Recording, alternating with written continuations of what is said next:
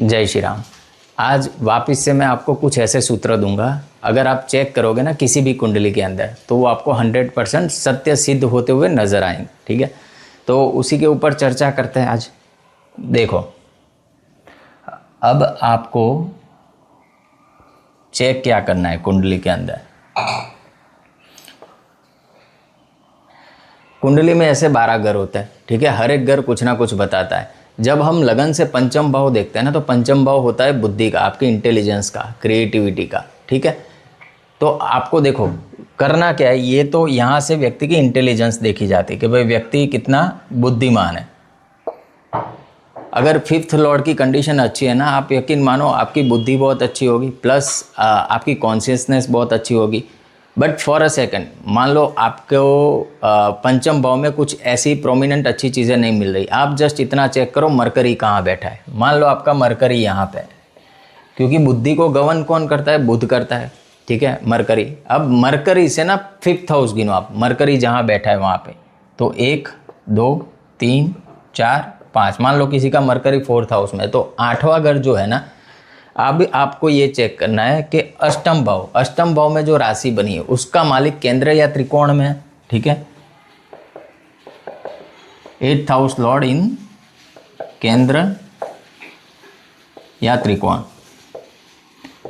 ठीक है, यहाँ पे 8th हाउस लॉर्ड क्यों ले रहा है? क्योंकि मरकरी को हमने 4th हाउस में बिठा है। आपका मरकरी जहाँ वहाँ से आपको गिनना है, वो जो हाउस आएगा उसका हाउस लॉर्ड आपको चेक करना है। ठीक है, उसका मालिक अगर केंद्र त्रिकोण में बैठा है ना, ये 100% श्योर है, ऐसा व्यक्ति आपको ना तर्क बुद्धि वाला मिलेगा। उसके अंदर ना लॉजिक बहुत अच्छा होगा।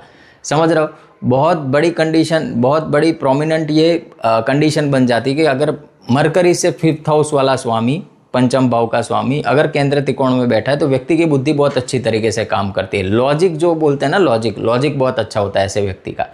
ठीक है, तो पहला सूत्र ही है, आपको मरकरी से 5th हाउस लॉर्ड देखो, और वो अगर केंद्र त्रिकोण में, ठीक है, केंद्र या त्रिकोण में बैठा है, तो व्यक्ति का जो माइंड होगा ना लॉजिकल होगा। बहुत सिंपल सूत्र है। ठीक, अब दूसरा सूत्र बताता हूँ।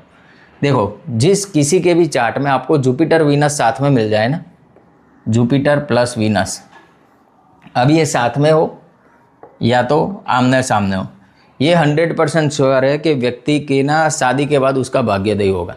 ठीक है, दूसरी चीज़, ऐसे व्यक्ति चाहे काम करे ना करे, कुछ ना करे, इसके जीवन में लग्जरी बनी रहेगी, कंफर्ट बना रहेगा। क्यों मैं ये बता रहा हूँ? देखो, जुपिटर जो है ना, जुपिटर भाग्य है, वीनस क्या है? लग्जरी है, कंफर्ट है। तो भाग्य और लग्जरी कंफर्ट दोनों जुड़ा हुआ है। तो दैट मीन्स कि ऐसा व्यक्ति, और BNN में तो जुपिटर यानी आप ही हो, सेल्फ पर्सनालिटी, अगर ये दोनों चीज़ जुड़ी है ना, तो 100% आपके जीवन में पैसा, लग्जरी, कंफर्ट, सारी चीज़ें बनी रहेगी। सो सिंपल, बहुत ही अच्छी कंडीशन है अगर किसी के भी चार्ट में मिल जाता है तो। ठीक है, तो जुपिटर वीनस का मैंने आपको बता दिया। अब आप एक चीज़ और चेक करो, उसमें आपको चेक क्या करना है। अचानक धन, आपने सुना होगा कि व्यक्ति के पास अचानक धन आता है।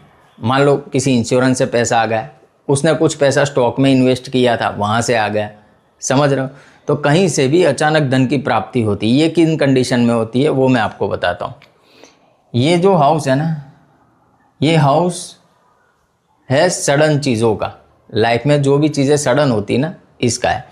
अब ये हाउस के अंदर, इस हाउस का स्वामी, ठीक है, कुंडली के अंदर या तो 2nd हाउस में हो, 11th हाउस में हो, या 5th हाउस में हो। ये पहली कंडीशन है। ठीक है, आपके 8th हाउस का स्वामी 2nd में होना चाहिए, 11th में होना चाहिए, 5th में होना चाहिए।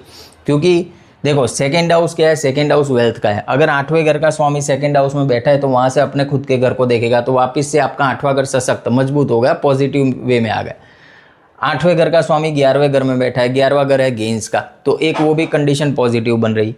8वें घर का स्वामी जुड़ गया 5th हाउस से, पंचम भाव से, जो अपने से 10वां है। यानी आप अभी ये चेक करोगे ना, सारी चीज़ें 8th house Lord 2nd, 11th और 5th अपने से केंद्र हाउसिस में बैठ गए। ये तो वैसे पहली कंडीशन तो ये कि जब कोई स्वामी अपने से केंद्र हाउसिस में चला जाता है तो अमूमन अच्छा रिजल्ट देता है, पहली चीज़। और दूसरा, ये हाउसिस भी ना क्या है, ये हाउसिस भी आप देखोगे तो आपको ग्रोथ देने वाले। ठीक है, 2nd house, 11th house, 5th house, कहीं ना कहीं धन योगों में इन हाउसिस की चर्चा होती ही होती है।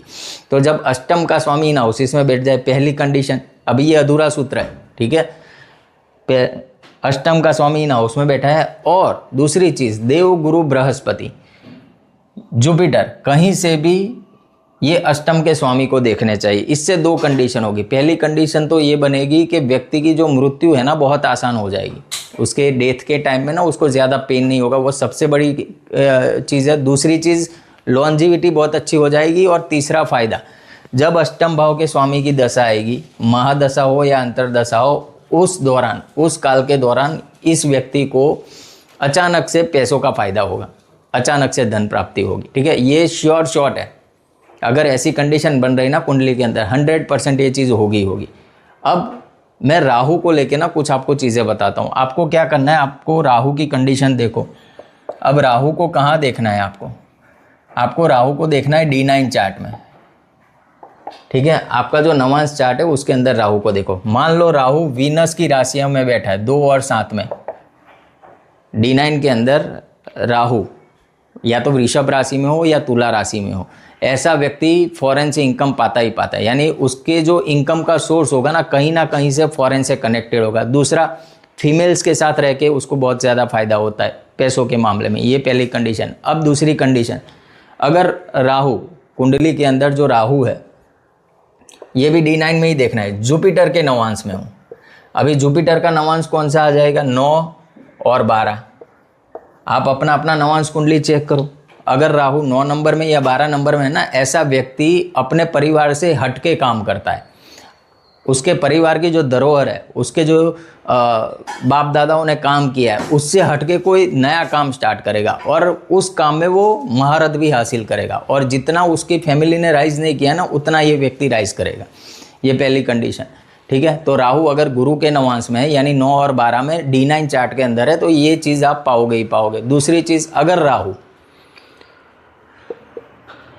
D9 के अंदर मंगल के नवांश में है, मंगल का नवांश यानी 1 और 8, ठीक है, 1 नंबर मेष राशि या वृश्चिक राशि, उसके अंदर बैठा है, तो क्या होगा, कहाँ से धन अर्जन होगा, डॉक्टरी लाइन से, ठीक है। ऐसा व्यक्ति, वैसे देखा ये गया है, लिखा ये गया है टेक्स्ट के अंदर कि भाई ऐसा व्यक्ति ना सर्जरी के कामों से पैसा कमाता है। मंगल क्या है ना, मंगल एक्सीडेंट्स है, ऑपरेशन है, ठीक है। तो ऐसा व्यक्ति अमूमन आप देखोगे सर्जरी लाइन से जुड़ा हुआ होगा, वहाँ से इनकम अर्जित करेगा।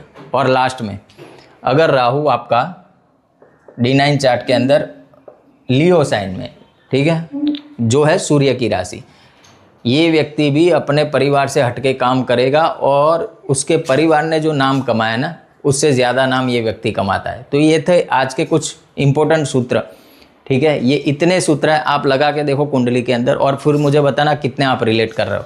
अब मिलेंगे नेक्स्ट वीडियो में, तब तक के लिए सबको जय श्री राम।